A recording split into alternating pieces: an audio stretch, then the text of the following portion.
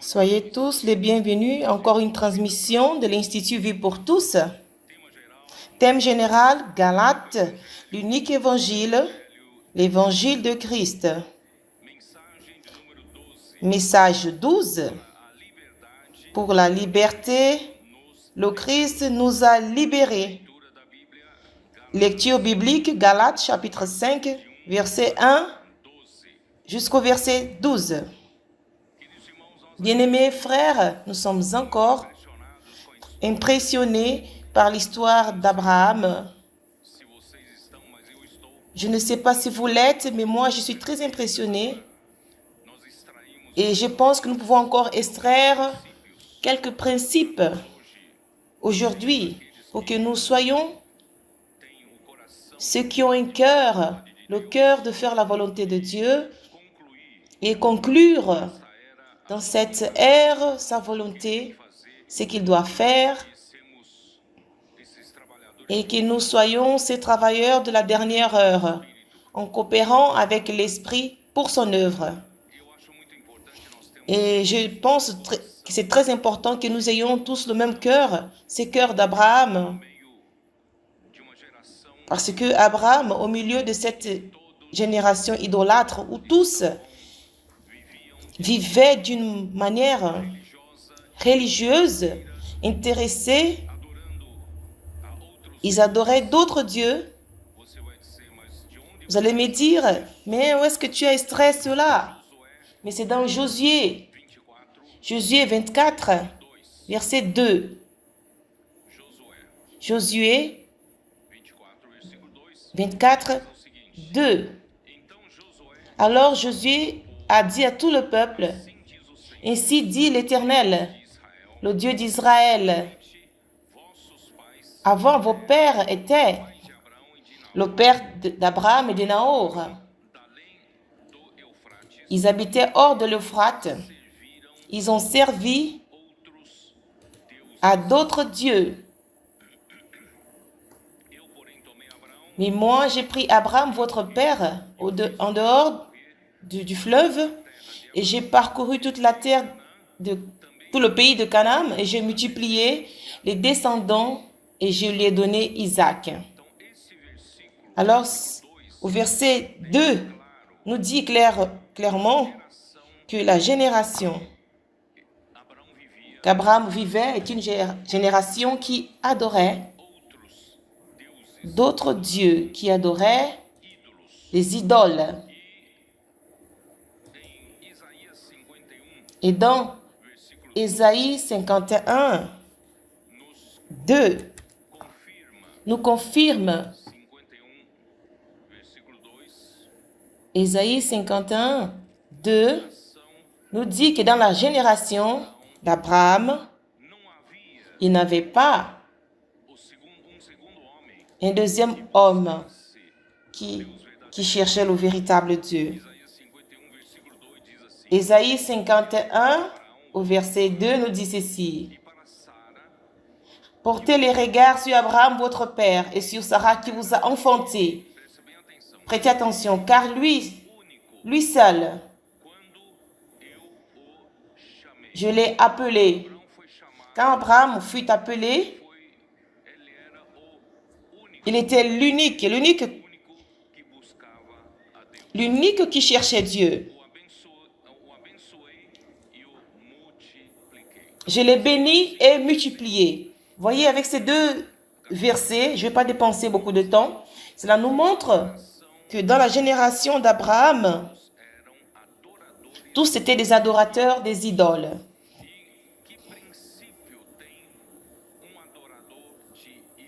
Et quel principe il y a dans un adorateur d'idoles? Il adore les idoles parce qu'il aime les idoles.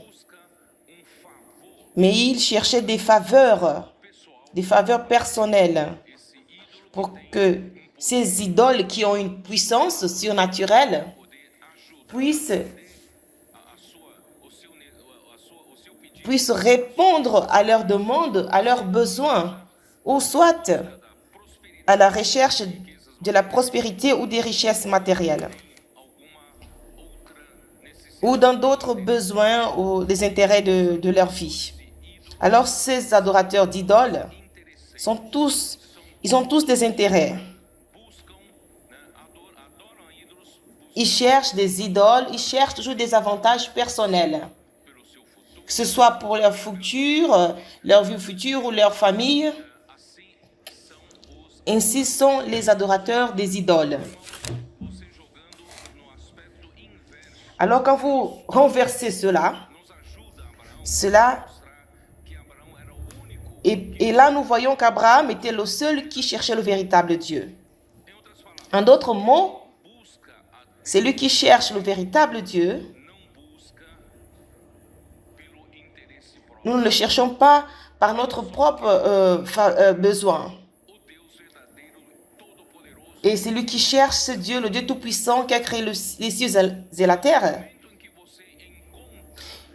Mais quand vous trouvez ce Dieu qui a créé les cieux et la terre, le Tout-Puissant, tu n'as pas besoin de demander quoi que ce soit. Tu n'as pas besoin de lui demander le bonheur, la guérison, parce que il a la puissance pour faire toutes choses.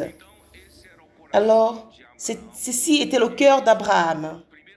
La première leçon, nous ne cherchons pas Dieu, nous ici, qui connaissons le véritable, le vrai Dieu, nous ne le cherchons pas par des intérêts, par un intérêt personnel. Nous le cherchons simplement parce qu'il est le Dieu qui nous a créés et que nous voulons le servir, l'aimer et lui consacrer notre vie. Ce cœur pur qu'Abraham avait, il est important que tous nous l'ayons. Ça, c'est le premier point. Deuxièmement, à cause de cela, dans le live de samedi, hier, spécialement hier, je vous ai montré quand Dieu, il a béni Abraham, quand il était dans l'Égypte, quelque chose s'est passé que Dieu l'a rendu extrêmement riche. Et avec cet enrichissement, à cause de cela, son neveu Lot est devenu riche, mais Lot n'avait pas le même cœur qu'Abraham. Abraham avait un cœur pur. Et le cœur d'Abraham n'était pas sur les richesses terrestres ou avoir des biens et des bétails et des troupeaux. Son cœur n'était pas dans ces choses. Mais il voulait servir et être utile au vrai Dieu. Mais Lot, il n'avait pas ce cœur. Et à cause de cela, il s'est perdu. Alors, ces groupes de pasteurs et ces bétails étaient hors d'Abraham. Avec cette ambition que Lot, ils ne pouvaient plus vivre ensemble. Alors, les deux ne pouvaient plus être ensemble. Alors, Abraham a dit, choisis la terre. Si tu vas à gauche, moi je dirais à droite. Alors, choisis premièrement, imaginez, son neveu, Lot, il est sorti des Aram parce que son oncle lui a amené. Mais grâce à Abraham,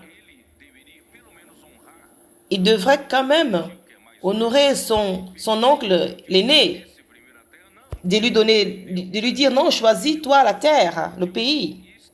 Mais lui, il a voulu choisir premièrement, il a pris les champs de Jéricho, et il a commencé à établir ses tentes jusqu'à Sodome. Et Abraham est resté avec la terre montagneuse, c'était le pays, le bon pays de Canaan. Mais cela montre que le cœur d'Abraham n'était pas attaché aux biens matériels ou attaché aux choses de cette terre. Et ensuite, nous avons vu que Lot, il était conduit en captivité dans la guerre qui avait les 4 rois qui se sont rebellés contre le roi de Telon et le roi de Laomé. Et quand ils ont été dans la défaite, alors on a inclus le roi de Sodome et de Gomorrhe et Lot. Tous ces biens ont été pris en captivité. Et Abraham, avec 318 hommes, il a réussi à racheter Lot. Il l'a mené de retour. Il a dit, vous me donnez les hommes, vous pouvez rester avec tous les biens. Alors Abraham a dit, je vais lire ici, au chapitre 14. Mais Abraham lui dit, il a levé les mains vers le Dieu très haut. C'est lui à qui appartient les cieux et la terre. Je jure que je ne prendrai rien de tout ce qui t'appartient, ni un fil, ni la courroie de ta sandale. Et je ne veux pas m'enrichir, je ne veux rien que ce que les garçons ont mangé et la partie qui touche les hommes. Ceux qui prennent, c'est le guillon, je ne veux rien pour moi. C'était une opportunité qu'Abraham est devenu plus riche, mais il s'était pas attaché aux choses matérielles parce qu'il a ce Dieu qui est créateur du ciel et de la terre. Et aujourd'hui, c'est la même chose. Si vous avez le créateur du ciel et de la terre, le Tout-Puissant qui est apparu à Abraham dans Genèse 17, El Shaddai, votre cœur n'a pas besoin de désirer des patrimoines, des biens. Laissez tout au compte de ce Dieu parce qu'il a tout simplement voulu servir Dieu. Et ça nous montre clairement qu'Abraham, il ne cherchait pas les choses de cette terre. Le même Dieu qui a promis lui donner le pays, et quand il est parti, et la promesse ne s'est pas accomplie du coup, le pays qui lui avait été promis.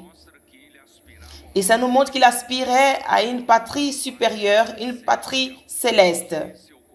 Et c'est ce cœur que Dieu a besoin pour son Église, l'Église de dernier temps, pour que nous puissions lutter pour le royaume de Dieu et amener le Seigneur.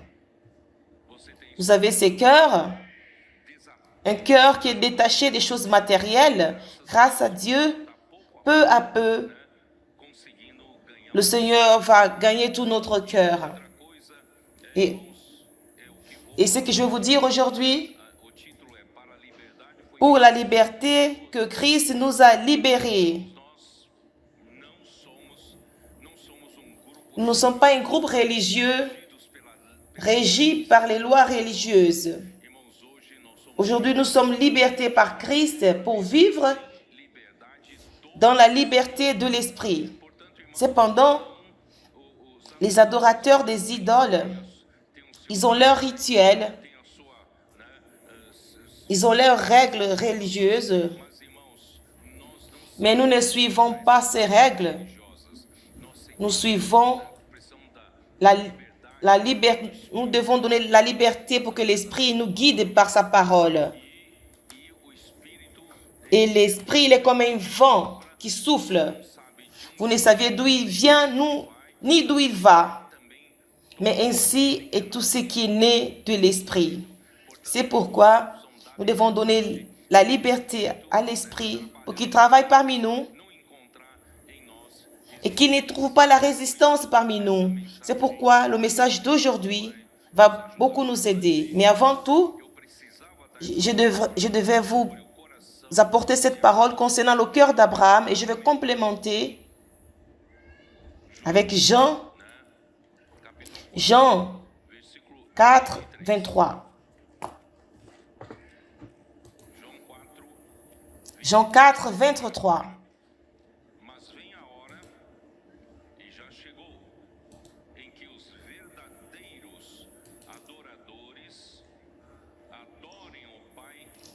L'heure Mais l'heure vient et elle est déjà venue où les vrais adorateurs adoreront le Père en esprit et en vérité, car ce sont là des adorateurs que le Père demande. Nous devons adorer Dieu en esprit et en vérité. Non dans la religion, non dans la tradition, non d'une manière conventionnelle. Nous devons adorer Dieu. Tout ce que vous allez faire pour Dieu, pendant toute votre existence, votre service au Seigneur, nous devons tout faire dans l'esprit et soyons originels. Et je dois chanter avec original. Je dois servir. Ça doit être authentique. Ce qui sort de l'esprit. Aimer Dieu et le servir. En d'autres mots, jamais rentrer dans des règles religieuses, dans des habitudes, les traditions, dans tout ce qui est conventionnel. Facilement, nous chutons. Nous devons toujours nous renouveler dans notre esprit et servir le Seigneur. Que l'Esprit puisse avoir la liberté de nous conduire de l'avant.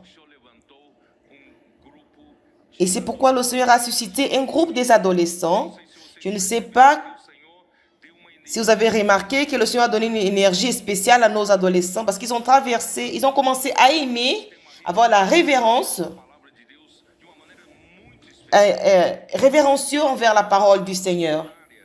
Et cette tâche, cette phase de leur âge, sinon il devait être une génération apathique, mais Dieu a fait un travail, une chose merveilleuse parmi nous. Aujourd'hui, nous devons, nos enfants, ils voient leurs parents qui assistent au live. Les parents font des cris de guerre. Nos bébés, nos enfants, nos préadolescents et adolescents, tous, c'est comme s'ils ont déjà quelque chose, ils sont révérencieux envers la parole de Dieu. Ils ont une facilité dans la simplicité et l'Esprit leur donne la liberté d'agir. Nous avons entendu beaucoup de témoignages. Les adolescents, et dans une de ces sorties de Viens et Vois, ils sont rentrés dans une messe. Ils ont pris le microphone et ont commencé à faire des cris de guerre.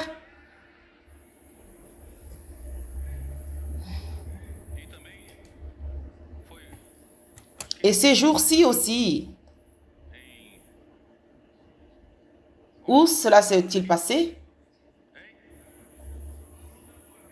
São João de Boa Vista. C'est ça. Nos adolescents sont allés dans une place publique. Et dans cette place publique, il y avait une performance bizarre de LGBT, des choses horribles. Et nos adolescents, ils n'ont pas eu peur. Les adultes n'auraient pas ce courage. Ils sont montés sur le podium et ils ont pris le microphone, ils ont fait un cri de guerre. Et qui était dans cette place, ils ont remercié pour ces changements d'ambiance, d'environnement. Quelque chose horrible, une transformation, chose horrible, chose salutaire. C'est fut hier ou avant-hier? Où est-ce que c'était? À Americana, dans la ville d'Americana.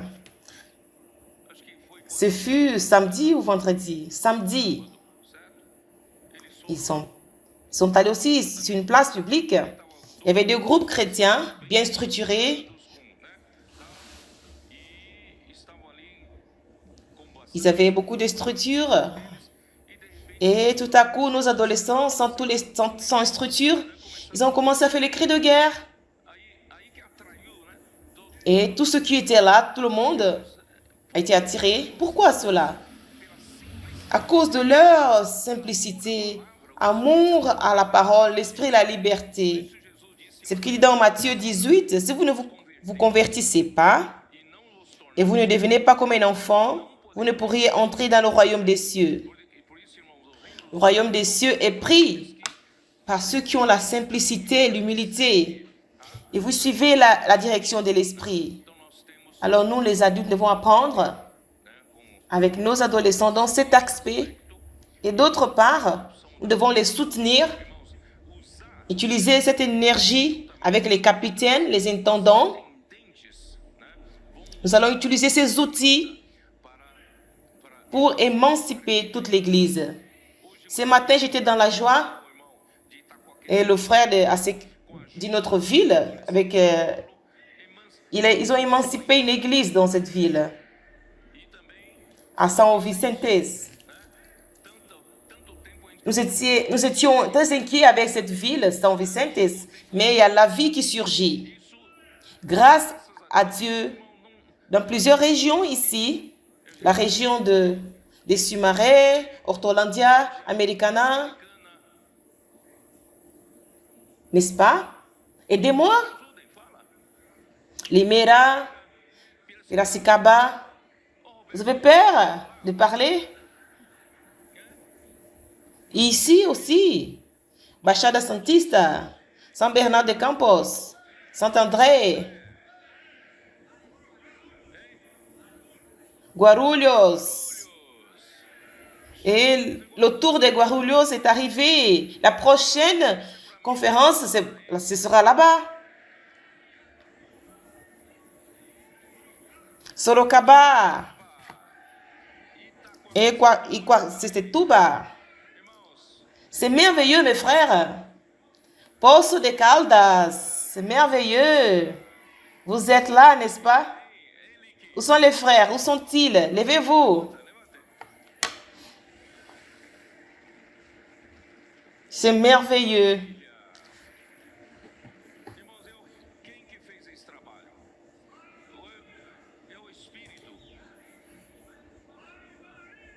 Vous êtes désespérés, n'est-ce pas?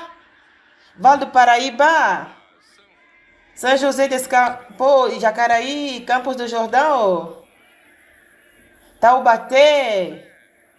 Frères, le temps de la vie est arrivé. Nous avons besoin d'utiliser le TCI, les troupes, les capitaines, les intendants, et donner la liberté à l'esprit pour qu'il opère. Il veut gagner toute la terre. Et ça suffit. De cette ville qui a peu de frères et des années passent, rien ne se passe. Maintenant, l'esprit veut bouger. Il veut faire un éveil dans cette ville pour proclamer le nom du Seigneur, pour ramener le royaume du Seigneur ici sur cette terre. Ce n'est pas par notre force, nous n'avons pas de force. Continuons dans le message.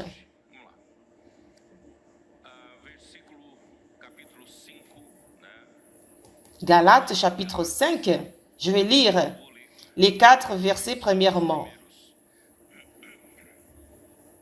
C'est pour la liberté que Christ nous a affranchis.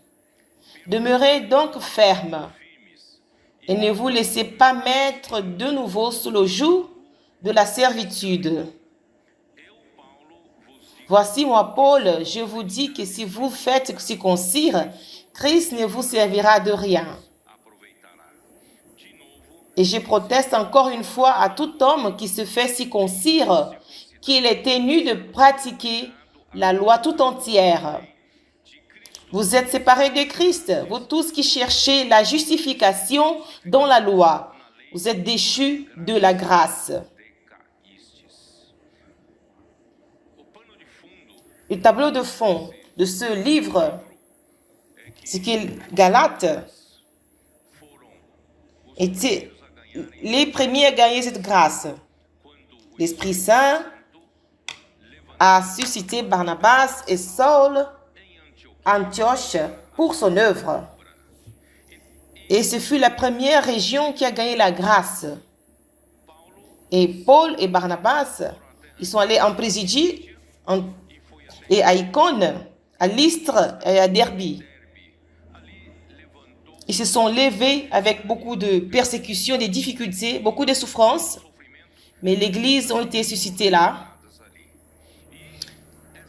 Et ces églises, elles ont gagné la vérité de l'évangile, elles ont gagné la vie de Dieu. C'était des églises qui étaient saines. Ils aimaient l'apôtre et l'apôtre Paul. Il avait une infirmité dans ses yeux, mais ils étaient capables d'arracher ses propres yeux pour voir que Paul soit guéri. Alors l'église là était saine et proche de l'apôtre. Un temps s'est passé, les judaïsants de Jérusalem et de Jérusalem, ils sont allés dans cette ville pour dire ceci. Il ne suffit pas de croire en Jésus pour être sauvé. Pour être sauvé, il est nécessaire aussi de se circoncire selon les coutumes de Moïse. Et cela n'est pas la vérité de l'évangile, ça c'est l'autre évangile. Et à nouveau, l'ennemi de Dieu voulait prendre ces églises qui ont reçu la liberté, qui ont été affranchies par Christ, pour qu'elles soient esclaves à la pratique de la religion, à la pratique de la loi et à la pratique de l'observation de la loi. Et c'était le tableau de fond dans lequel Paul avait écrit ces chapitres. Nous continuons. Si vous laissez la circoncision, Christ ne pourra rien faire de vous. Mais la croix de Christ, c'est le centre de l'évangile de Dieu. Sans la croix, il n'y aurait pas de salut ni pour l'homme. Au chapitre 3 de la Genèse, à cause d'une désobéissance à la parole de Dieu, Dieu avait dit à Abraham, « Tu ne mangeras pas de l'arbre de la connaissance du bien et du mal. Le jour où tu en mangeras, tu mourras. » Mais le serpent est venu à séduire Ève en lui disant que Dieu, certainement, vous pouvez manger, mais vous ne mourrez pas, parce que Dieu ne veut pas que vous soyez comme Dieu, connaisseurs du bien et du mal. Et Ève a été séduite, elle est tombée dans la conversation, dans sa conversation, et elle a mangé cet arbre. Et à cause de cette désobéissance, nous voyons dans Romains chapitre 5, à cause de la désobéissance d'un homme, tous sont devenus pécheurs. Et ainsi, le péché est entré dans le monde par la désobéissance d'un seul homme. Et la mort est venue par la suite du péché. Et la mort a été répandue sur tous les hommes et elle a régné après la chute de l'homme. Voyez, c'est triste.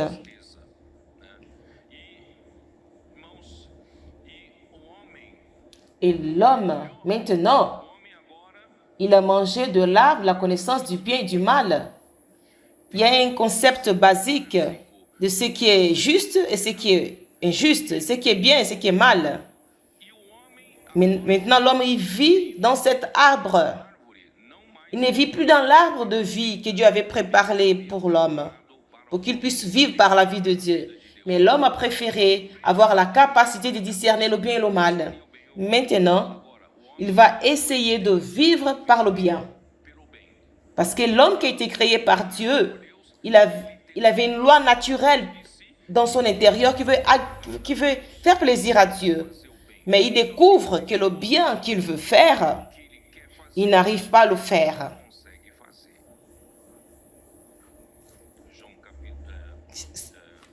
Dans Romains chapitre 7, Romains 7, par amour aux frères qui n'ont pas accompagné, pour que vous puissiez me suivre. Tout est dans la Bible, Romains chapitre 7, au verset 16. Et maintenant, ce n'est... Car je ne sais pas ce que je fais, je ne fais point ce que je veux. Et je fais ce que je haïs, ce que je déteste. Or, si je fais ce que je ne veux pas, je reconnais par la loi que la loi est bonne. Et elle me conduit à faire le bien. Mais le bien que je veux faire, je n'arrive pas à le faire.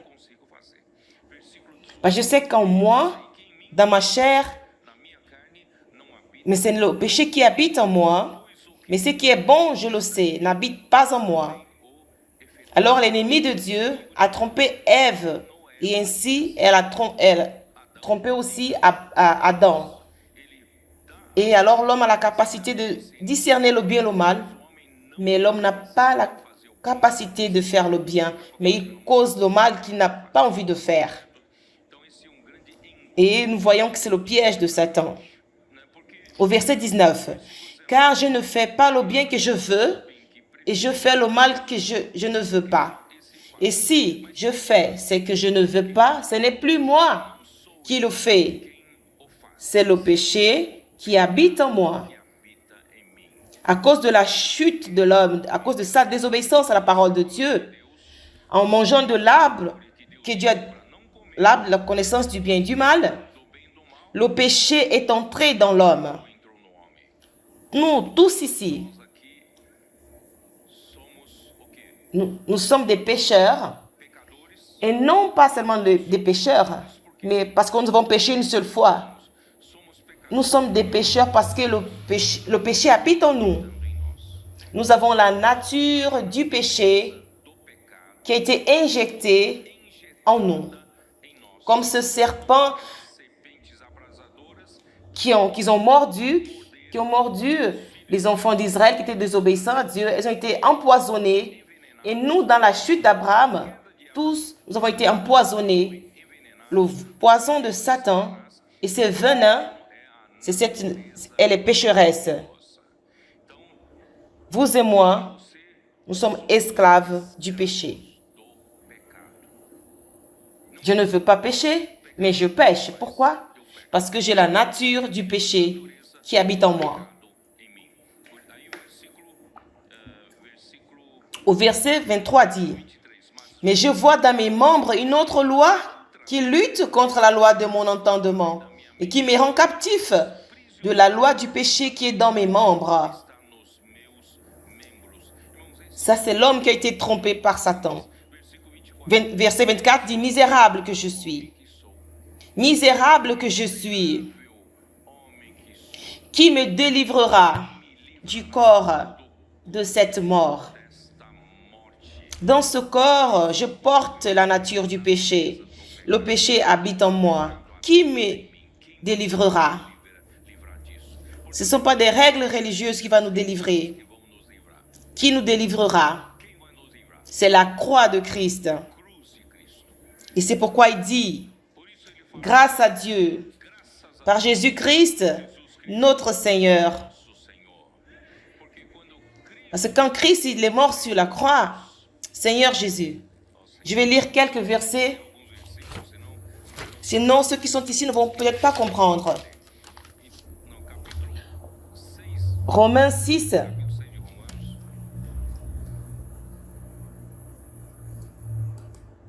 Romains 6, verset 6. Sachant que notre vieil homme a été crucifié avec lui, avec Christ, notre vieil homme, afin que le corps du péché fût détruit pour que nous ne soyons plus esclaves du péché. Si Christ n'était pas mort pour nous et dans sa croix, s'il n'avait pas conduit notre vieil homme avec lui sur la croix et mourir sur la croix, et comment cela se fait? C'est par la foi. Quand vous avez cru en Jésus, tu ne savais pas que le fait de croire en Jésus par la foi, quand Christ a été porté sur la croix. Votre vieil homme a été crucifié avec lui. Et votre vieil homme est mort. Et si mon vieil homme est mort, alors le péché qui rendait esclave mon vieil homme, il n'a plus de pouvoir sur moi. Et de cette manière, j'ai été délivré du péché, délivré du vieil homme. Je vais lire Romains 6 au verset 3. Ignorez-vous que nous tous qui avons été baptisés en Jésus-Christ, c'est en sa mort que nous avons été baptisés. Nous avons donc été ensevelis avec lui par le baptême en sa mort. Non seulement le vieil homme était mort, mais il était enseveli. Par la mort du baptême. Quand vous avez cru en Jésus, en cet instant même, l'Esprit Saint vous a baptisé. Peut-être vous n'avez pas cette conscience, mais je vous dis, il vous a baptisé parce que Dieu veut vous introduire dans le membre du corps de Christ. Mais après cela, ce fut la réalité. Et tu dois confirmer cette réalité du baptême dans les eaux. Le baptême, dans les eaux, c'est la confirmation, c'est un témoignage que vous donnez, que vous avez été baptisé par l'Esprit Saint. Alors, la réalité du baptême est arrivée en vous. C'est toute une histoire, c'est par la foi que vous avez été ensevelis dans la mort par le baptême et par la foi quand Christ a été ressuscité d'entre les morts par la gloire du Père. Vous aussi, vous avez été ressuscités ensemble avec lui. Et maintenant, vous ne marchez plus comme esclaves du péché. Maintenant, vous marchez en nouveauté de vie. Parce que si nous sommes unis avec lui dans sa mort, au verset 5, en effet, si nous sommes devenus une même plante avec lui par la conformité à sa mort, et s'il n'y avait pas la croix de Christ, on allait demeurer dans notre péché jusqu'au dernier jour de notre mort, sans espérance, sans salut. Et dans la mort éternelle, le feu éternel. Mais quel grand salut! Et tout a commencé par la croix de Christ. Mais si vous abandonnez cela et vous repartez dans la pratique de la loi, qu'est-ce que vous faites? Vous faites en sorte que Christ soit crucifié en vain. Et vous repartez à vous confier à la chair. Romains 7 nous dit que dans la chair, vous n'avez pas de force pour vaincre le péché. Comment vous allez pratiquer la loi de Dieu? Alors, c'est un mensonge de conduire les Galates de retour à la loi. Ô Seigneur Jésus. Dans Romains 6, 22, dit ceci. Mais maintenant, étant affranchis du péché et devenus... Maintenant, étant affranchis du péché et devenus esclaves de Dieu, vous avez pour fruit la sainteté, pour la fin, la vie éternelle, par la foi. Par la foi. Et Romains 7, 6 dit, mais maintenant, nous avons été dégagés de la loi. Nous avons été délivrés de la loi étant morts. Vous ne convoitez plus. Alors, vous devenez esclaves du péché, esclaves de la loi. Mais les judaïsants, ils veulent conduire les Galates à la pratique de la loi. Mais l'homme était déjà destiné à la chute. Mais aujourd'hui, grâce à Dieu, par la vérité de l'Évangile, nous vivons par la foi en Christ. Et ça, c'est la liberté que le Seigneur nous donne dans l'esprit.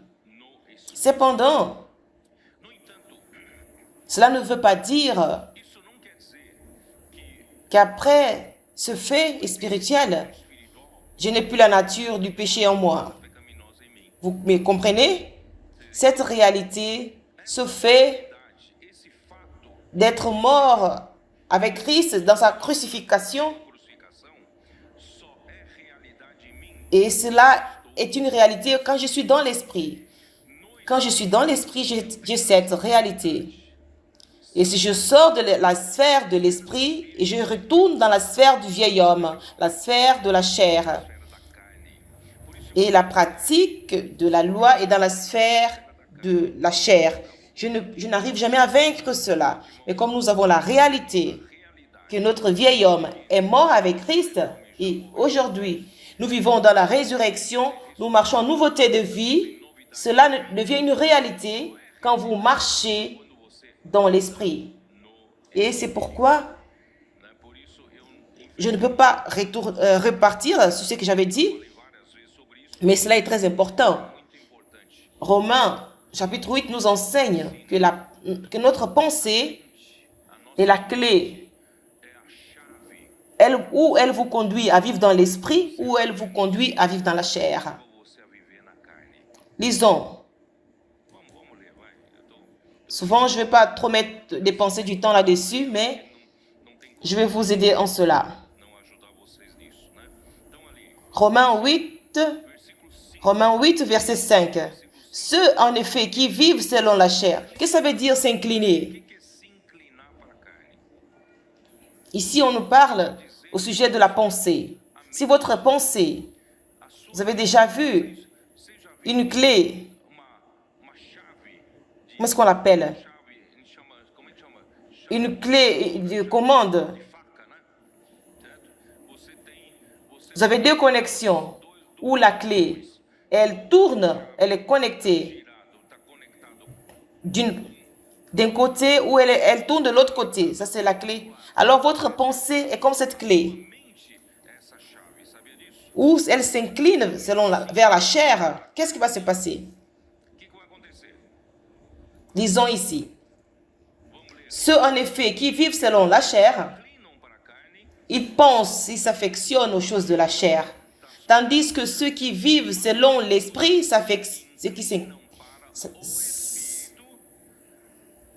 s'affectionnent aux choses de l'esprit.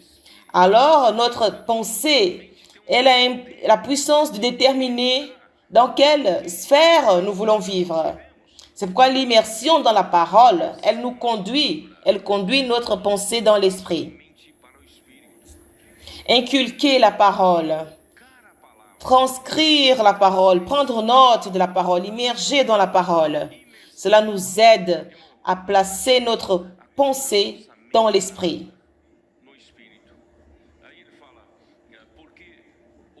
C'est encore l'inclination. Il dit que l'affection de la chair, mettre votre pensée dans la chair, c'est la mort. Mais tandis que l'affection de l'esprit, ça résulte en quoi? C'est la vie et la paix. Vous comprenez? D'une part, nous avons le fait de ce qui s'est passé sur la croix de Christ et dans sa résurrection. Mais la réalité, elle se passe quand je place ma pensée dans l'esprit. Quand ma pensée est dans l'esprit, alors mon vieil homme, il est mort sur la croix. Et aujourd'hui, ce n'est plus moi qui vis, mais Christ vit en moi. Et cette vie que j'ai dans la chair, je la vis par la foi dans le Fils de Dieu qui m'a aimé et qui s'est donné lui-même pour moi. C'est toute une question de votre pensée. C'est pourquoi le Seigneur veut gagner notre cœur. Il veut faire en sorte que notre pensée soit tournée à sa parole. Et sa parole nous nourrit, elle nous nourrit avec la vie. Et nous allons toujours marcher dans l'esprit.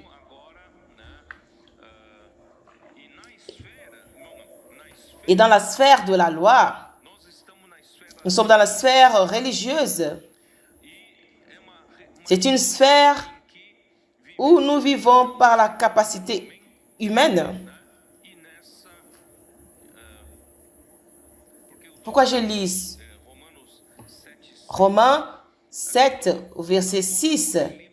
Mais maintenant, nous avons été dégagés, délivrés de la loi, étant morts à cette loi sous laquelle nous étions retenus, de sorte que nous servons dans un esprit nouveau et non selon la lettre qui a vieilli.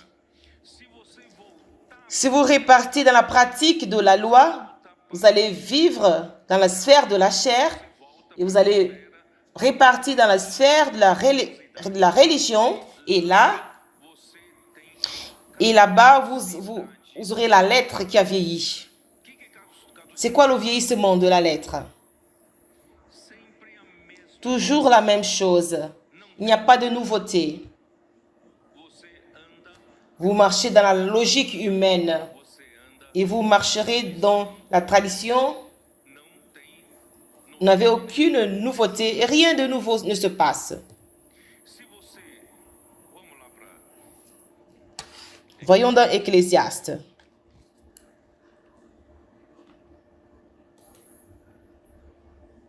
Seigneur Jésus, vous savez, c'est là, Ecclésiaste.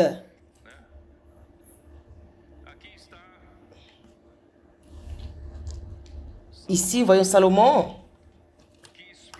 qui est tout expérimenté. S'il y a un homme qui avait tout dans sa vie, c'était Salomon. Il avait tout expérimenté. Alors, il était apte à vous dire qu'il n'y a rien de bon dans la vie humaine. Dans la richesse, dans la pauvreté, il n'y a rien.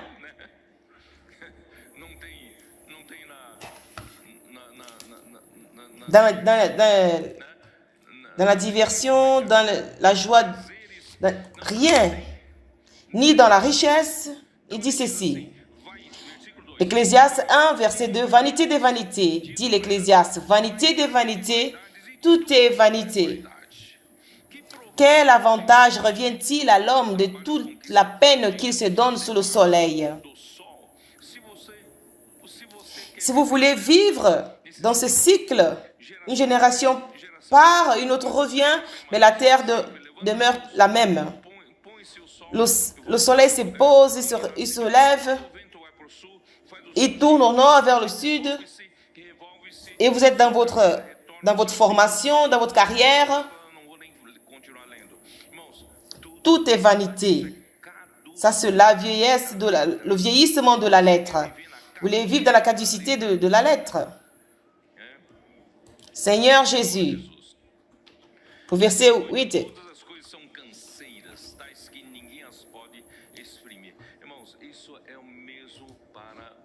Et toutes choses sont en train au-delà de ce qu'on peut dire. Il n'y a rien qui soit nouveau.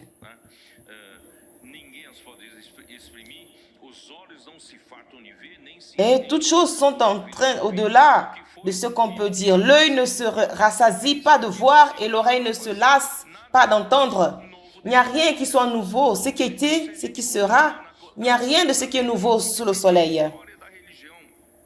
Vous allez faire des siècles d'histoire. Mais si nous vivons dans l'esprit, nous aurons toujours des nouveautés. Et rien ne se répète. Toujours des nouveautés. C'est ce que nous expérimentons ces jours-ci. Pourquoi l'Église est joyeuse? Parce qu'elle voit tous les jours. Nous voyons des nouveautés, de nouvelles choses. L'esprit, il a la liberté. Et c'est pourquoi nous devons donner la liberté à l'esprit. Alors servez en nouveauté d'esprit, il y a toujours la nouveauté de vie. Alors Paul, où est-ce qu'il dit ceci? Où est-ce qu'il dit? Il a dit aux Galates, pour que vous demeurez fermes dans la liberté de Christ et ne vous soumettez pas à nouveau à des jours de la servitude. Paul a dit, je vous dis, si vous faites circoncire, Christ ne vous servira de rien. Et si vous répartez la pratique de la circoncision, en vain, Christ a été crucifié. C'est dans Galates 2, 21. Je n'annule pas la grâce de Dieu. Mais si la justice est devant la loi, c'est que Christ, il est mort en vain. Si la justice vient par votre mérite ou parce que vous faites des biens. Christ n'avait pas besoin de mourir pour nous. Dans la religion, dans la loi, c'est une dispute. Vous vous souvenez que Paul a dit, Galates chapitre 1, au verset 13, vous avez su, en effet, quelle était autrefois ma conduite dans le judaïsme. Dans le judaïsme, je vivais par la loi. Comment je persécutais à outrance et ravageais l'église de Dieu. Et comme j'étais engagé dans ma religion, j'allais contre Dieu, mais je ne le savais pas. J'ai persécuté l'église de Dieu et j'ai outragé l'église de Dieu. Et j'étais trompé par ma tradition. Le verset 14 dit, et comment j'étais plus avancé dans le judaïsme que beaucoup de ceux de mon âge et de ma nation, étant animé d'un zèle excessif pour les traditions de mes pères. Je ne sais pas ce que vous avez. Qu'est-ce que nous pouvons extraire de ce verset 14? Et dans la pratique de la loi, cela dépend beaucoup de la capacité de chacun. Alors Paul, il était dédié, il était capable, il avait des avantages. Il était plus avantageux que ceux de son âge. Il avait du zèle, il avait un zèle excessif. Je ne sais pas si vous m'avez compris. Que dans cette sphère de la loi, de la logique, et dans cette sphère de la chair, il y avait une ambiance de compétition. Qui est mieux, qui est meilleur, qui prêche le plus beau message, qui connaît plus de la Bible et qui sait prendre soin de la jeunesse, je parle de l'Église, qui fait ceci ou cela de mieux. Alors là survient cette compétition, la concurrence, et chacun veut prendre l'avantage sur l'autre. Alors, il veut avancer pour avoir plus des occupations dans l'Église. Mais grâce à Dieu, nous sommes délivrés de cela. Et nous avons déjà survécu, et nous avons surpassé cela. Nous avons passé par ces choses. Grâce à Dieu, on n'a plus cet environnement de compétition. Mais nous sommes dans cette sphère de l'esprit de vie, où tous nous reconnaissons que ce n'est pas par notre capacité que l'œuvre est faite. L'œuvre est faite par la parole de Dieu. Et c'est elle qui travaille et qu'elle exécute, et l'Esprit exécute au travers de notre entendement de la foi, notre écoute de la foi. Nous devons écouter et pratiquer pour exécuter la parole de Dieu. Personne ne dira ici, je suis le plus capable, je suis plus avantageux que les autres. Je suis meilleur, un bon administrateur. Mais tous ici, nous dépendons de l'Esprit. Ô Seigneur Jésus, dis-nous à nouveau, chapitre 3, verset 10.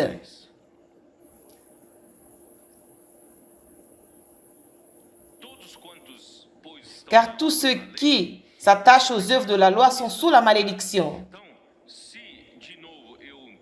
Car si je permets la circoncision, je suis obligé à garder toute la loi. Reportons dans Galates 5, 3. Et je proteste encore une fois à tout homme qui se fait circoncire, qu'il est tenu de pratiquer la loi tout entière.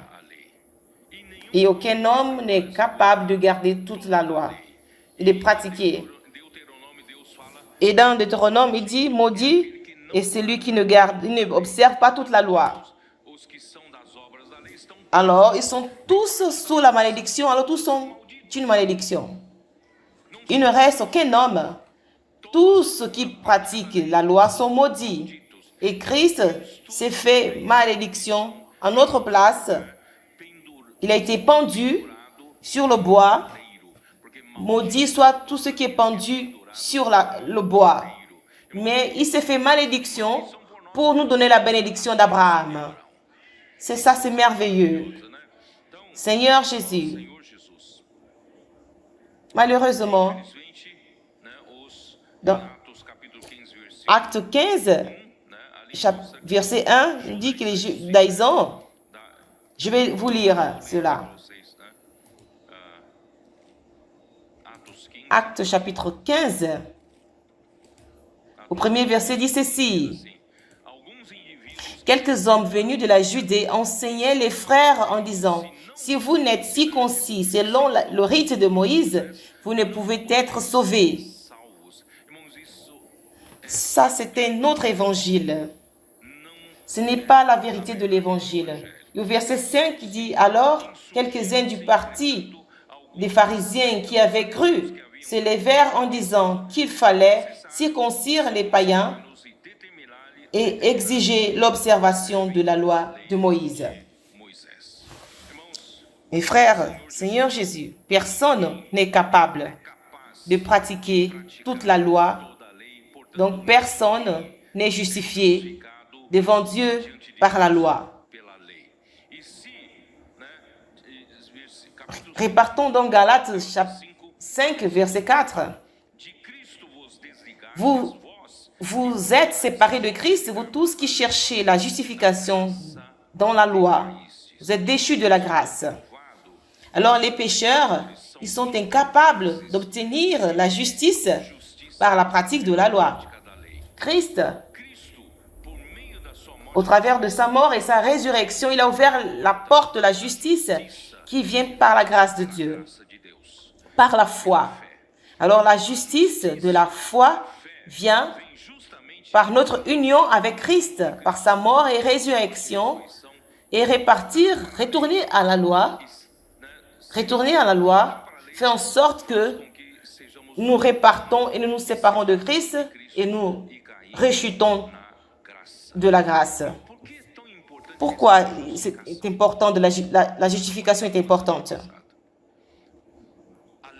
La loi n'est pas capable de justifier un homme. La foi justifie l'homme. Abraham a cru en Dieu et cela lui a été imputé par la justice.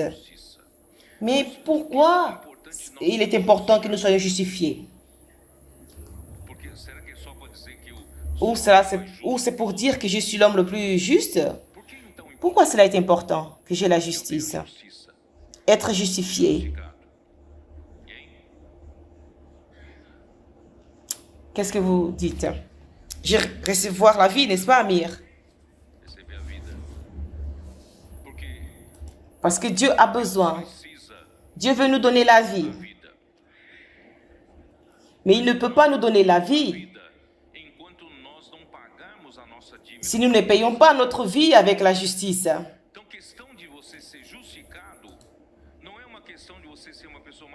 Alors, quand il s'agit d'être justifié, ça ne veut pas dire que vous êtes plus juste ou moins juste. Vous avez besoin de payer votre dette avec la justice de Dieu pour que Dieu puisse vous donner la vie. Quand l'homme est tombé, voyons, je ne voulais pas lire, mais je vais lire. Dans Genèse chapitre 3. Quand l'homme a désobéi à la parole de Dieu,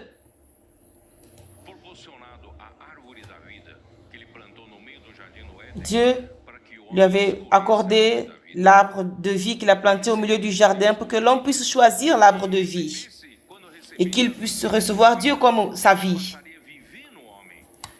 Et quand il allait recevoir Dieu comme sa vie, Dieu allait vivre dans l'homme et Dieu allait gouverner l'homme et toutes choses au travers de l'homme. Voyez comment il est important que l'homme reçoive la vie de Dieu. Mais l'homme a tardé à faire ses choix. Pendant qu'il a mis du temps à choisir, le serpent a saisi cette opportunité.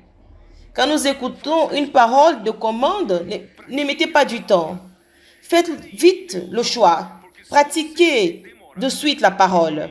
Gagnez en Dieu. Parce que si vous tardez, l'ennemi entrera et il prend le temps que vous tardez, il va rentrer pour travailler dans votre pensée. Il mettra de doutes. Vous allez tomber dans le piège de Satan. Quand le Seigneur dit quelque chose, soyons simples comme nos jeunes et nos adolescents. Croyons au Seigneur, croyons à la parole de Dieu avec toute révérence. Croyons immédiatement et pratiquons. Ne donnons pas la chance à l'ennemi de travailler dans notre pensée.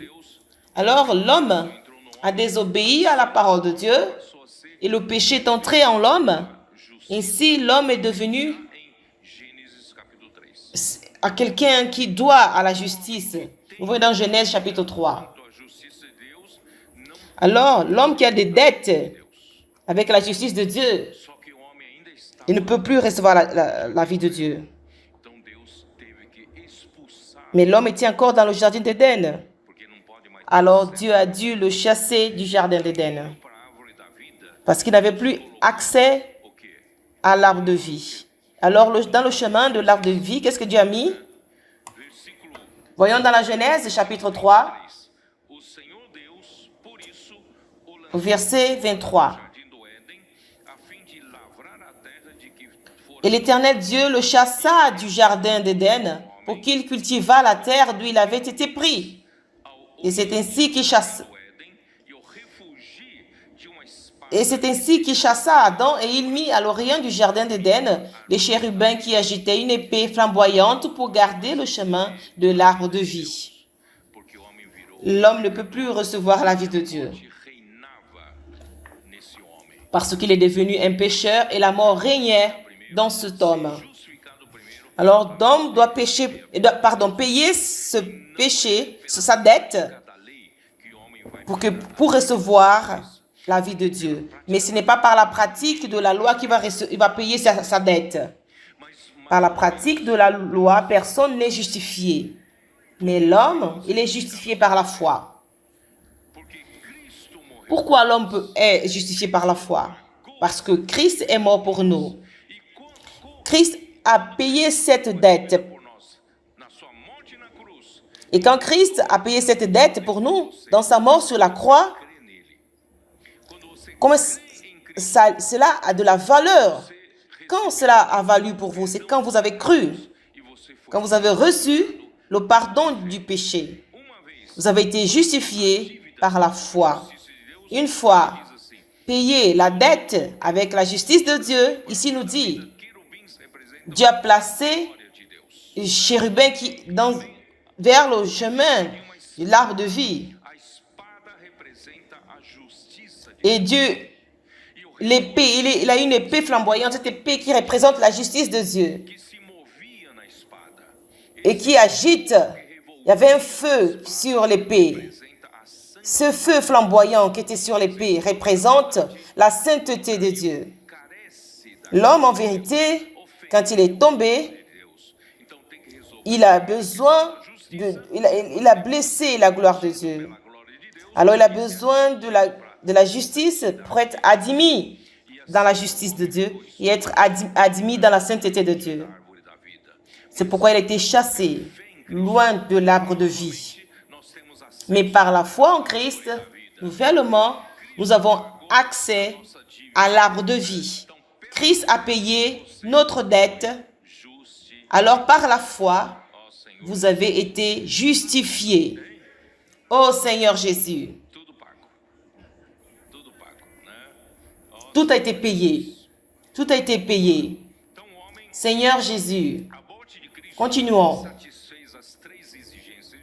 La mort de Christ a satisfait les 3 exigences de Dieu, principalement la justice de Dieu, et du contraire, l'homme ne devrait pas avoir l'accès à la vie de Dieu.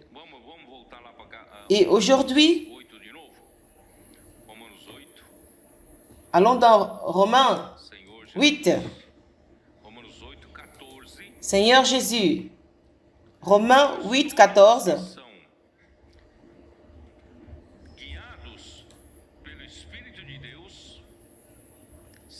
Car tous ceux qui sont conduits par l'Esprit de Dieu sont fils de Dieu.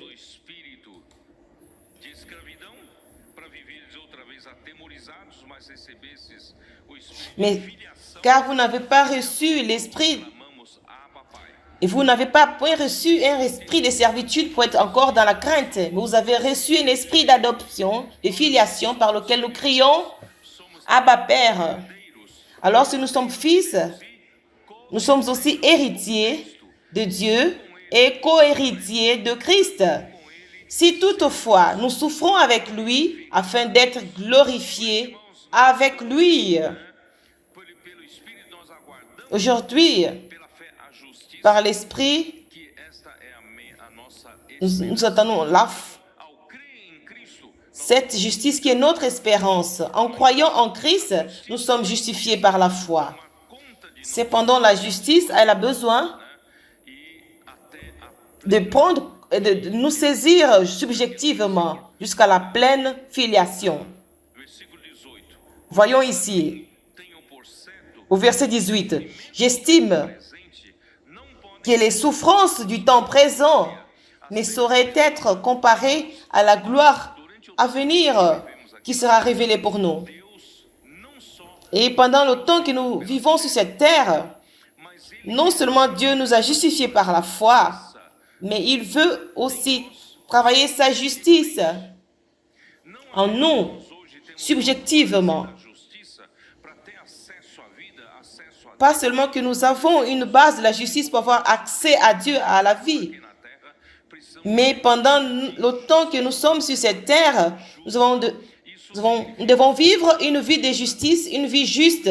Cela signifie que la justice subjective, j'ai besoin non seulement prendre possession de la justice subjective que Christ a préparée, mais j'ai besoin d'une justice subjective pour que je puisse me retrouver avec Dieu, pour que je sois glorifié.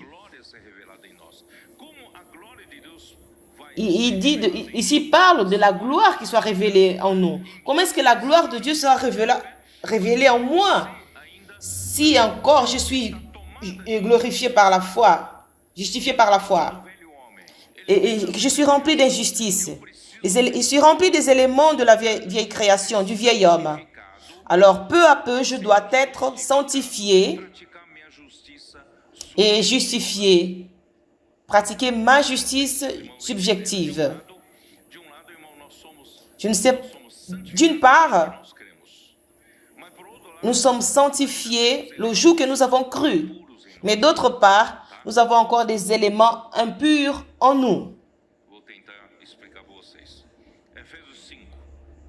Je vais essayer de vous expliquer. Éphésiens chapitre 5. Qu'est-ce qu'il dit dans Éphésiens 5?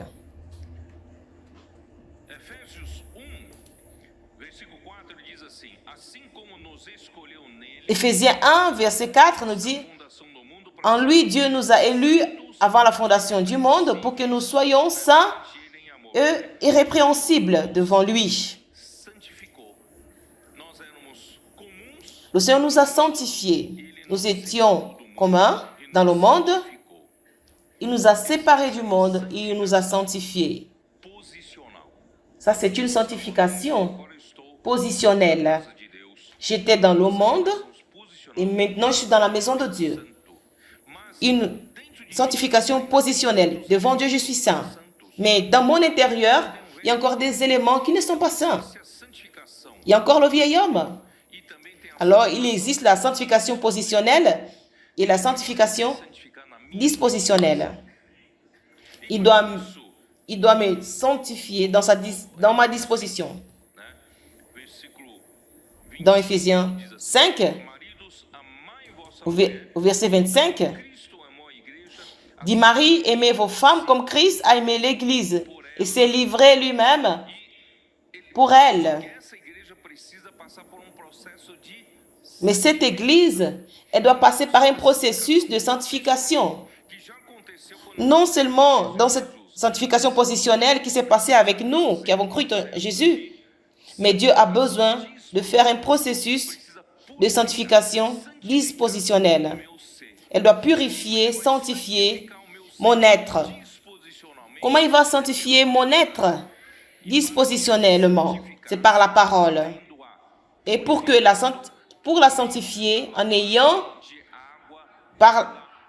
afin de la sanctifier par la parole, après l'avoir purifiée par la parole, et la parole, elle fait ce travail, ce lavage de purification, sanctification, qui éliminer jour après jour les éléments naturels du vieil homme. Il place les éléments divins, la réalité divine en moi. Ça, c'est une sanctification. La sainte vie de Dieu me sanctifie dispositionnellement par la parole. Mais c'est là important, l'immersion dans la parole, comme il est important d'inculquer la parole dans le cœur. Tous les jours, être en contact avec la parole. Parce que cette parole nous lave, elle nous sanctifie. Et le résultat de cette sanctification, mes frères, c'est pour se présenter une église glorieuse, sans tache, sans ride, et rien de semblable, mais sainte et sans défaut. Pourquoi je m'appuie là-dessus? Vous montrer cette disposition. C'est pour que vous puissiez comprendre que la justification, elle a ces deux aspects. La justification, elle a un aspect objectif. Sur la croix, il a réalisé l'œuvre de la justice pour accomplir le besoin de Dieu. C'est pourquoi nous avons accès à la vie. Et ayant accès à l'arbre de vie, mais Dieu doit aussi travailler sa justice en moi. J'ai encore beaucoup des éléments d'injustice du vieil homme. Alors, au biais de ce procès de la sanctification, la justice, elle est travaillée subjectivement en moi. Est-ce que vous comprenez? De sorte que quand cette justice est subjective, dans mes actes, dans ma conduite, dans mes comportements, sans effort, ce n'est pas un comportement religieux, rien de cela. Je vais pratiquer les actes de justice. Seigneur Jésus, je vais encore ajouter dans les psaumes 45. Je n'allais pas le dire, mais je vais lire. Dans le psaume 45, au verset 13.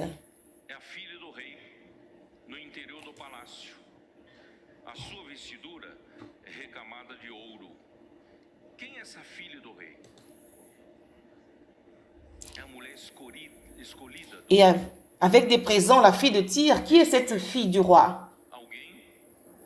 Elle a choisi quelqu'un et elle l'a mis dans le palais pour prendre pour épouse. Celle-ci est la fille du roi. Quand vous et moi, nous étions dans les rues, un jour, le Seigneur nous a choisis pour être la fille du roi. Elle nous a donné ce vêtement, et ce vêtement qui est rempli d'or représente un vêtement de justice objective. Tu n'as pas besoin de faire quoi que ce soit. Tu as cru et Christ t'a revêtu. Tu t'es revêtu de Christ. Il t'a vêtu de ce tissu d'or pour que tu puisses entrer dans le palais. Tu n'es plus dans la rue. Tu as été accueilli par Dieu à l'intérieur du palais. Le palais, c'est l'église. Vous m'avez compris? Mais cette femme qui était choisie par le roi, elle doit passer par un processus. Et dans la Bible, on parle de ce processus de beauté, un processus de sanctification et justification objective. Le verset suivant dit ceci. Toute remplissant, elle était vêtue, brodée. Et quand elle va devant le roi, quand son vêtement serait prêt, son premier vêtement, ce qui est le vêtement de la justice objective, Et le deuxième vêtement, c'est la justice subjective. Et elle est déjà prête pour se marier avec le roi. C'est un processus. Vous m'avez compris? Elle est présentée au roi vêtue de ses habits brodés. Et c'est pourquoi dans Romains dit que la souffrance du temps présent ne peut être comparée à ce qui est réservé dans la gloire.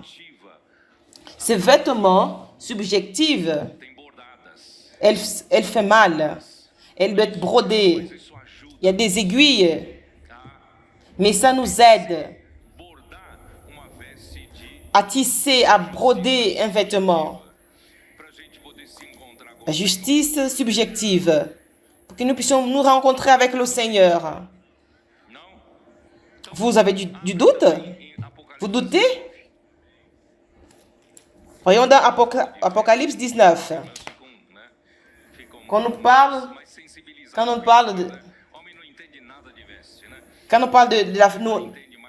les hommes ne comprennent rien de vêtements. Et les femmes comprennent beaucoup de vêtements. Et qui sera au mariage du roi? Apocalypse 19, verset 7. Réjouissons-nous et soyons dans l'allégresse et donnons-lui gloire, car les noces de l'agneau sont venues et son épouse s'est préparée. Pourquoi elle s'est déjà préparée? Parce qu'elle a le deuxième vêtement. Le premier vêtement ne lui rend pas capable pour le mariage. Mais le deuxième vêtement la qualifie comme cette fiancée pour le mariage. Le verset 8. Il lui a été donné de se revêtir d'un fin lin éclatant, pur. Car le fin lin, ce sont les œuvres de justice des saints. Et c'est une justice subjective. Tu la pratiques parce que tu as été travaillé. Maintenant, je peux repartir dans Romains 8. Et tout cela était additionnel. Je n'allais pas le dire. Pour que vous puissiez mieux comprendre, repartons dans Romains chapitre 8. Et c'est pourquoi Dieu nous prépare à cela. Vous allez comprendre mieux. J'estime que les souffrances du temps présent ne sauraient être comparées à la gloire à venir qui sera révélée pour nous. Aussi la création attend-elle avec un ardent désir la révélation des fils de Dieu. Quand la gloire des fils de Dieu va être révélée, c'est quand ces vêtements seront prêts. Toute la création, elle est assujettie à la vanité. Pas volontairement, mais à cause de celui qui l'a assujettie. Dans la création sera remise de la captivité pour la gloire de Dieu. Quand l'homme est tombé, toute la création est allée dans la malédiction. Vous saviez cela? Tout est resté sous la corruption. Ce matin, je suis sorti un peu tôt. J'attendais pour venir ici. Je suis allé sur ma véranda. Il y avait des moustiques qui me perturbaient. Comment est-ce qu'on appelle? J'ai dû mettre les répellants. J'ai dit, mais vraiment, ces moustiques me perturbent. S'ils pouvaient parler, il a dit, je voulais que vous les repoussiez. J'attends que vous me délivrez dans la captivité de la corruption. Je suis le résultat de votre chute. Vous avez chuté. Et nous avons aussi tombé dans la captivité de la chute. Toute la création attend d'être délivrée. Et quand est-ce qu'elle sera délivrée, cette création? Quand vous et moi, nous serons délivrés. Quand est-ce que nous serons délivrés? Quand la gloire qui est en nous sera révélée. Et c'est quand j'ai la réalité spirituelle. Ce n'est pas la facette, une apparence. Mais et cela, on verra. Nous savons que toute création, elle gémit, elle supporte des angoisses. Non seulement elle, mais nous qui avons les prémices de l'esprit. Tout commence par les prémices de l'esprit. Comme nous gémissons dans notre intime. Je n'aime pas traduire l'adoption des fils, mais la filiation de fils, la rédemption de notre corps. Quand le Seigneur viendra, tout notre être intérieur sera travaillé par le Seigneur. Dans la sanctification, dans la justification. Tout mon être intérieur est pris par la gloire du Seigneur. Il ne manque que Dieu puisse prendre ce corps. Ce corps, il est sorti de la poussière de la terre. Il ne peut pas être amené vers Dieu. Dieu doit glorifier ce corps. Il va substituer ce corps corruptible pour un corps de gloire. Et cela s'appelle la rédemption de notre corps. Quand mon esprit et mon âme a été totalement pris par la gloire de Dieu, alors Dieu va aussi glorifier mon corps. Il va remettre mon corps. Et ce corps sera habillé de l'incorruptibilité. En Christ, Seigneur Jésus, je dois terminer ma tâche. Repartons dans Galates chapitre 5.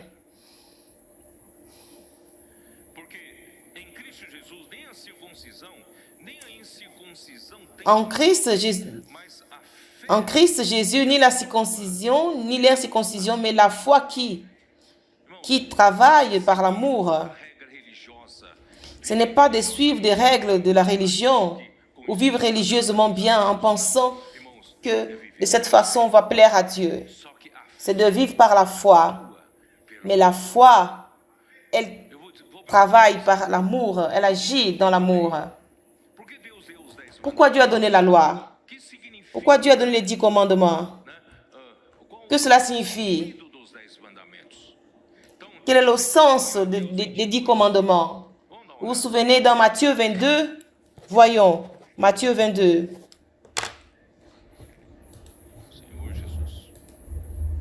Seigneur Jésus, vous supportez encore un peu? J'ai beaucoup de choses encore à terminer. Matthieu chapitre 22, verset 34. Les pharisiens ayant appris qu'il avait réduit au silence les Sadducéens se rassemblèrent. L'un d'eux, docteur de la loi, lui fit cette question pour l'éprouver. « Maître, quel est le plus grand commandement de la loi ?» Jésus lui répondit, « Tu aimeras le Seigneur ton Dieu de tout ton cœur, de toute ton âme et de toute ta pensée. » C'est le premier et le grand commandement.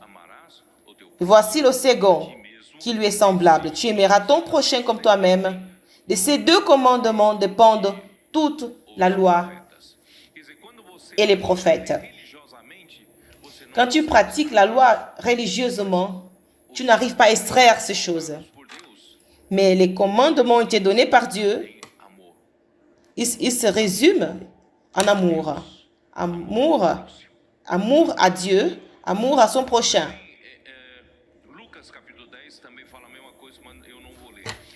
Et dans Luc 10 aussi, et Romains 10, au verset 4.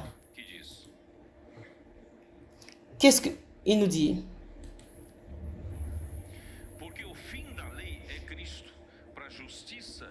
Car Christ est la fin de la loi pour la justification de tous ceux qui croient.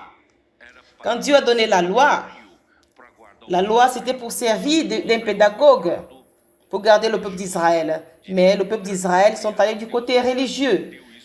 Ils ont tenté d'accomplir la loi. Dieu n'a pas voulu que l'homme puisse tenter d'accomplir la loi. Mais pour avoir l'amour vers Dieu et l'amour vers son prochain. La foi, elle fonctionne, elle agit par l'amour. Parce que la loi, elle se résulte La fin de la loi, c'est Christ. Et la justification, par la foi, nous donne accès à la vie, à la nature de Dieu. Et Dieu, il est amour. Dans 1 Jean chapitre 4, verset 8 et verset 16. Dieu est amour. Lisons. Seigneur Jésus. 1 Jean chapitre 4, verset 8. Au verset 7. Aimons, bien-aimés, aimons-nous les uns les autres, car l'amour vient de Dieu. Et tout ce qui aime est né de Dieu et connaît Dieu. Et celui qui n'aime pas ne connaît point Dieu, car Dieu est amour.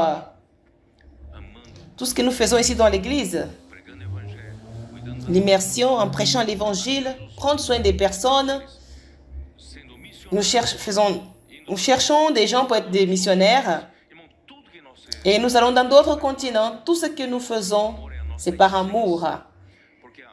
L'amour, c'est notre essence. L'amour, c'est la nature de Dieu. Quand tu reçois la vie de Dieu, tu es justifié, tu es apte à recevoir la vie de Dieu. Et quand tu reçois la vie de Dieu, tu reçois la nature de Dieu. Et la nature de Dieu, Dieu est amour. Au verset 8. Pardon. Au verset 16. Et nous avons connu l'amour que Dieu a pour nous. Dieu est amour. Et Dieu est amour, et celui qui demeure dans l'amour demeure en Dieu, et Dieu demeure en lui. Dieu nous concède l'amour par l'écoute de la foi, et l'Esprit opère des miracles pour exécuter l'œuvre de Dieu.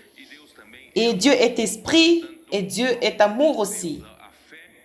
Cependant, la foi agit par l'amour. Et dans Deutéronome 6, comment pouvons-nous mettre la parole de Dieu dans notre cœur? C'est en inculquant la parole de Dieu, parce que Dieu a toujours fait son œuvre au travers de la parole. Il va continuer à faire son œuvre au travers de la parole. Mais aujourd'hui, il y a ceci. J'ai déjà expliqué cela, je vais répéter. L'Esprit de Dieu, il est prêt à faire l'œuvre de Dieu. Il attend la parole qui sort de la bouche de Dieu. La parole qui sort de la bouche de Dieu, c'est la parole de commandement. Mais maintenant, comme il a son Église, l'Esprit est prêt à exécuter l'œuvre de Dieu.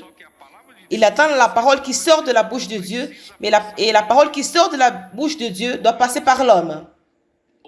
Et l'homme a besoin d'écouter attentivement la parole de Dieu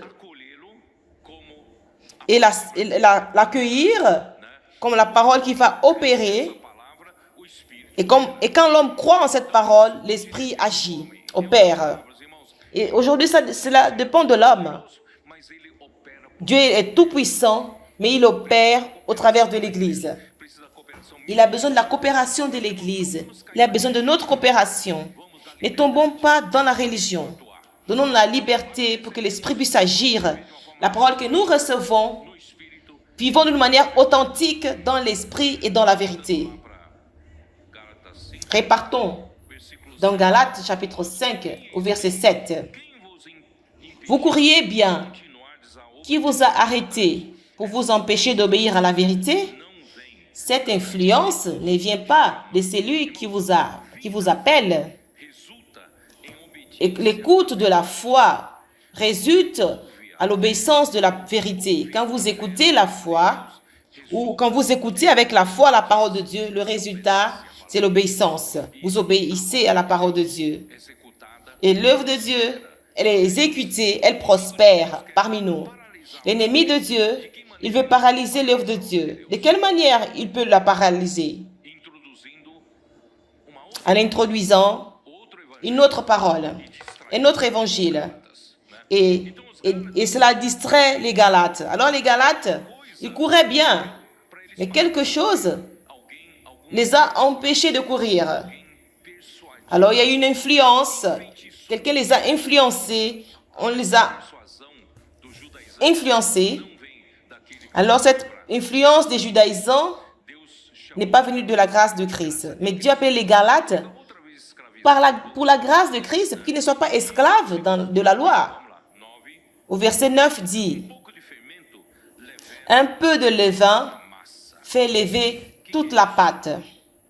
Qu'est-ce que c'est? Et les femmes au foyer savent ce que c'est. À quoi sert le levain? C'est pour lever une pâte.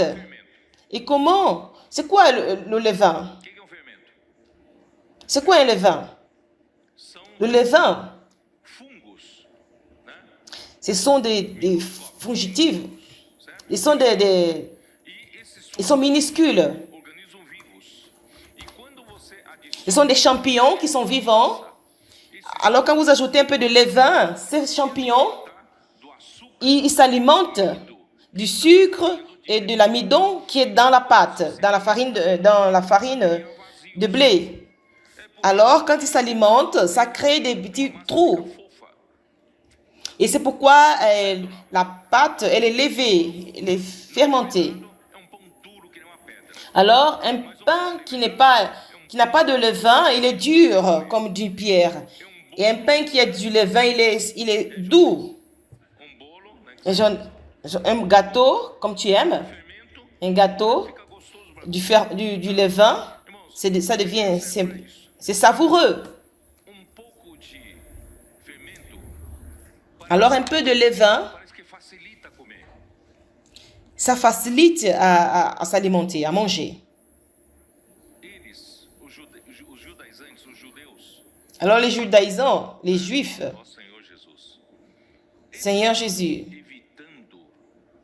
alors ils évitaient aller à l'encontre de cette religion judaïque.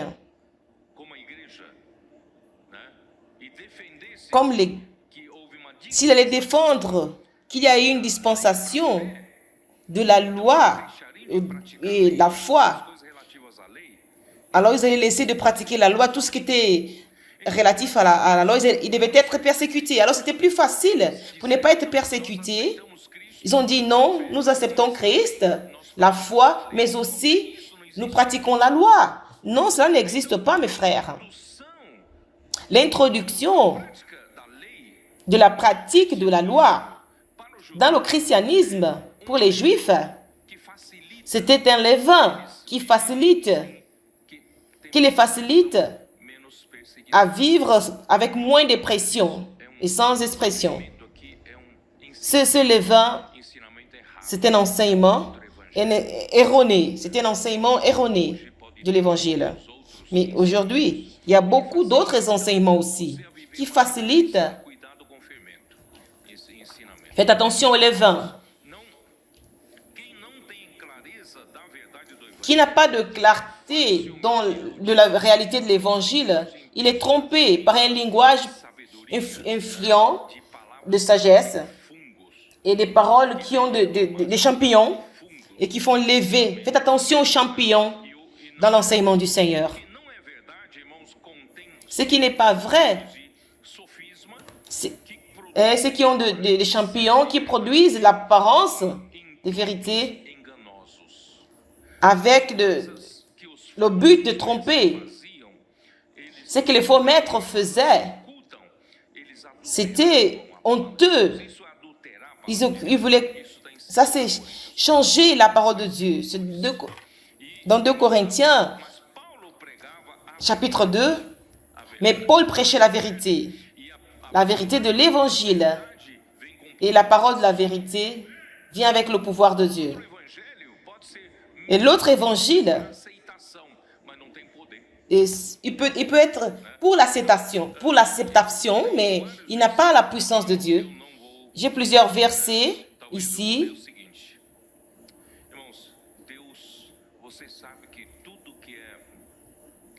Vous savez, mes frères, que tout ce qui vous facilite à manger peut ne pas être sain. 1 Corinthiens 3, 2.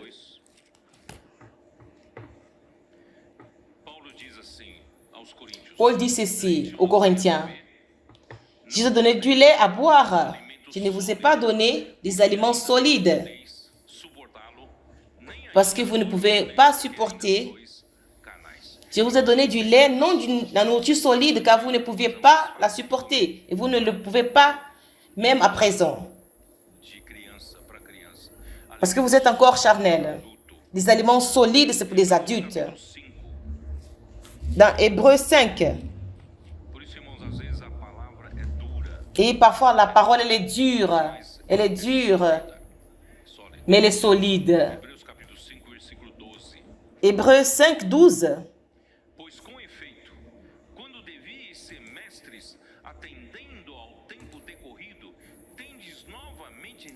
Vous, en effet, qui depuis longtemps deviez être des maîtres, vous avez encore besoin qu'on vous enseigne les premiers rudiments des oracles de Dieu.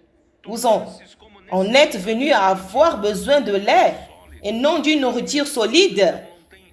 La nourriture solide n'a pas de levain. Elle n'a pas ce qui te facilite à manger. C'est dur. C'est l'aliment solide. Mais elle nourrit. Elle est consistante. C'est la vérité de l'évangile. Seigneur Jésus. Parce qu'une pâte qui est levée, elle évite, elle augmente la popularité, elle évite la persécution jusqu'à ce que la vérité. Mais l'évangile, c'est un aliment solide. Qu'est-ce que vous préférez? Ce qui vous apporte la santé, un bon message?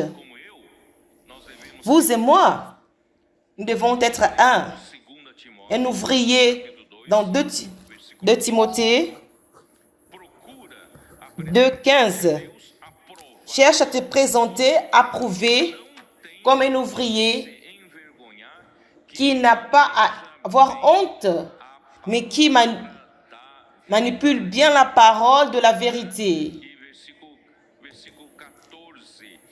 Au verset 14, je te recommande ces choses qui rendent témoignage à tous pour que vous évitez des contraintes.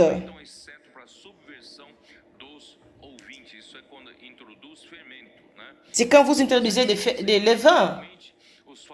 Évitez que ceux qui utilisent, qui seront...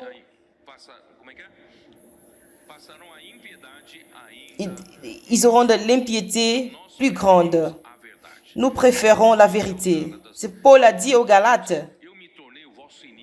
Je suis devenu votre ennemi pour vous dire la vérité.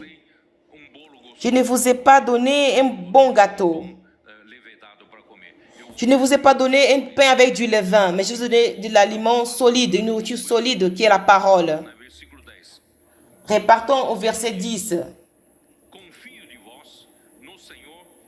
J'ai cette confiance en vous, dans le Seigneur, que vous ne penserez pas autrement, mais celui qui vous trouble, quel qu'il soit, emportera la peine. Paul était confiant au Seigneur qu'il ne penserait pas d'autre manière, mais qu'ils puissent penser de la manière dont il les a présentés et qu'ils ne seront pas impunis, mais tout cela, et ça c'est pour Dieu, c'est grave de détourner les gens de la vérité de l'évangile. Il veut pour vivre par les efforts de la chair et les conduire à l'esclavage de la loi. Mais tout ce qui trouble l'Église pour faire chuter les frères, ils souffriront une punition et Dieu ne laissera rien impuni. Au verset 11, pour moi, frère, et cela m'a motivé à faire d'autres messages pour que vous sachiez. Pour moi, mes frères, si je prêche encore la circoncision, pourquoi suis-je encore persécuté? Le scandale de la croix a donc disparu. Par où il passait, il souffrait beaucoup. Il était persécuté. Il était lapidé. Il était fouetté. Il souffrait tout genre de souffrance. Mais il y avait une manière qui devait pour lui d'arrêter de souffrir. Il fallait juste qu'il puisse tolérer la circoncision. Mais s'il allait continuer à prêcher, s'il continuerait à prêcher sur la loi, sa persécution devait être arrêtée. Mais qu'allait-nous devenir? On ne devait pas avoir cette vérité pure de l'évangile ici avec nous. Mais le motif principal de sa persécution à cause des Juifs et des judaïsants, c'est parce qu'il ne prêchait pas la circoncision. Vous voyez qu'il y a les Juifs de catégorie et les judaïsants. Les judaïsants, ce sont des Juifs qui croient, mais qui défendent la pratique de la loi. Les judaïsants.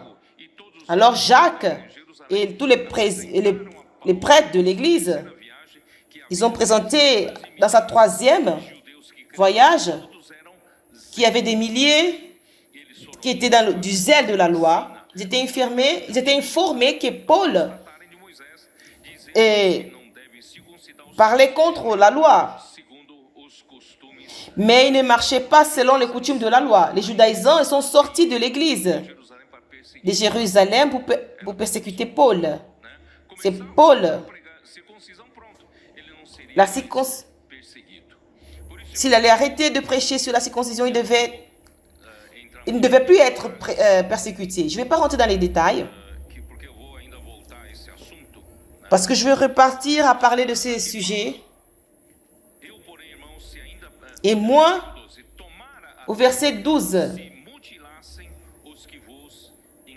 puisse-t-il être retranché ceux qui mettent le trouble parmi vous.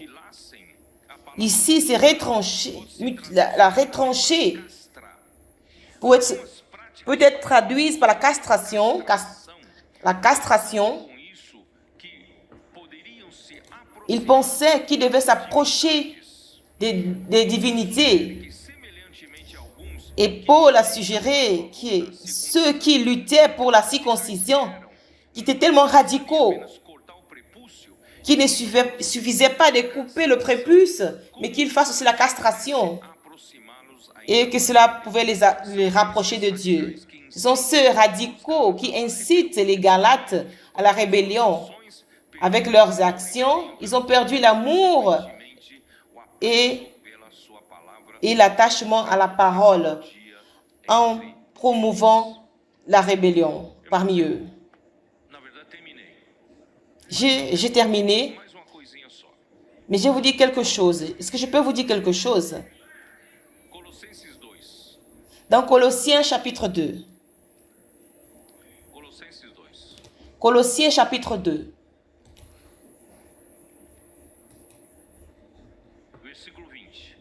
Au verset 20.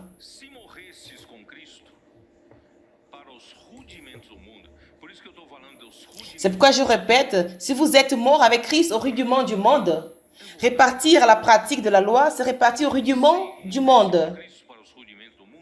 Si vous êtes mort avec Christ au rudiment du monde, pourquoi, comme si vous viviez dans le monde, vous impose-t-on ces préceptes, ces ordonnances?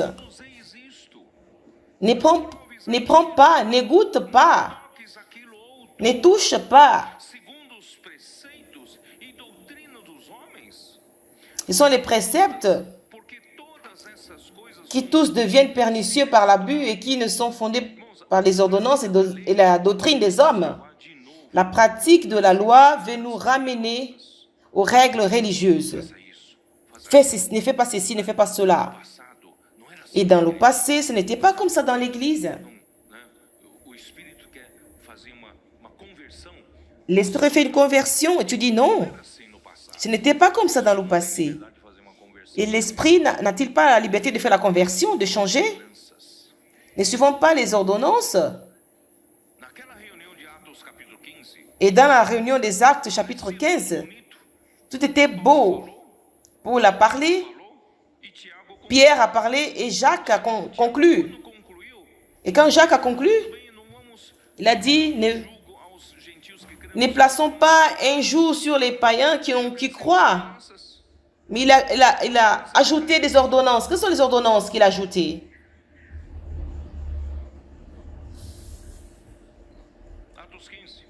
Dans Actes chapitre 15. Acte 15, 19. Dans ce que je juge, ne perturbons pas ceux qui... Mais écrivait qui ce sont des ordonnances, ce n'est pas l'essence de la foi. Qui s'abstiennent comme les relations sexuelles illicites, des chairs, la viande des animaux étouffés. Ce ne sont pas des choses essentielles de la foi. Il a insisté à pratiquer cela. Et quand il est dans Actes chapitre 21, il dit à nouveau, au verset 25, à l'égard des païens qui ont cru, nous avons décidé et nous leur avons écrit qu'ils usent à s'abstenir de viande sacrifiée aux idoles, du sang des animaux étouffés et de l'impudicité. Ils ne devaient pas faire ces choses. Nous ne vivons plus sous la loi, sous des choses où tu peux faire ou tu ne peux pas faire. Nous vivons sur le temps de la foi et le temps de l'esprit. Nous sommes gouvernés par la parole. Ce n'est pas, tu ne peux pas faire ceci, tu ne peux pas faire cela. Vous comprenez? Je vais terminer au verset 23. C'est pourquoi faites ces choses qui ont l'apparence de la sagesse, comme le culte de soi-même. Tu dis, je peux arriver à un niveau que les autres ne peuvent pas arriver. Dans l'instruction de la chair, le gnosticisme, c'est quelque chose. Certains puissent arriver à une pensée élevée où le peu d'hommes peuvent arriver. C'est toujours quelqu'un un peu plus. Un plus. Ça se passe pas dans la foi. Un culte de soi-même. Tu fais un culte à toi-même. J'arrive à faire des choses que les autres n'arrivent pas. Et de fausses humilités. Et des rigueurs ascétiques. C'est quoi des rigueurs ascétiques? L'ascétisme. Des rigueurs avec soi-même. Vous savez que dans l'histoire de l'Église, au IIIe siècle, l'homme est tombé dans cette rigueur à lui-même, en se privant sa chair, en causant de la souffrance à sa chair, en pensant que lui-même a de vaincre le péché et qu'il allait... Alors il survint, comment je peux dire, et c'est lui qui s'est éloigné du monde et qui a vécu dans une caverne. Alors il y a eu le monastère. Il y a des monges dans les monastères des sœurs pour s'isoler du monde et qui pratiquent ce côté. Ils pratiquent de la rigidité ascétique. Attention, le jeûne, c'est dans la Bible. Mais plusieurs ont utilisé la Bible comme une rigidité ascétique. Alors, comme de cette manière, je pourrais vaincre le péché si je ne mange pas. De veiller. On peut pas pratiquer la veillée d'une manière régulière, mais priver mon corps du sommeil, du repos. De cette façon, je vais faire ma chair souffrir et comme ça je vaincrai le péché. Toutes ces choses, Paul dit, ça n'a pas de valeur devant l'impudicité. Ne tombez pas dans ces choses.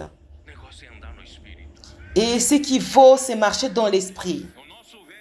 Notre vieil homme, il est mort avec Christ sur la croix. Et aujourd'hui, mes frères, nous plaçons notre pensée dans l'esprit, pas sur la chair. Et l'esprit, il a la liberté. Il souffle où il veut.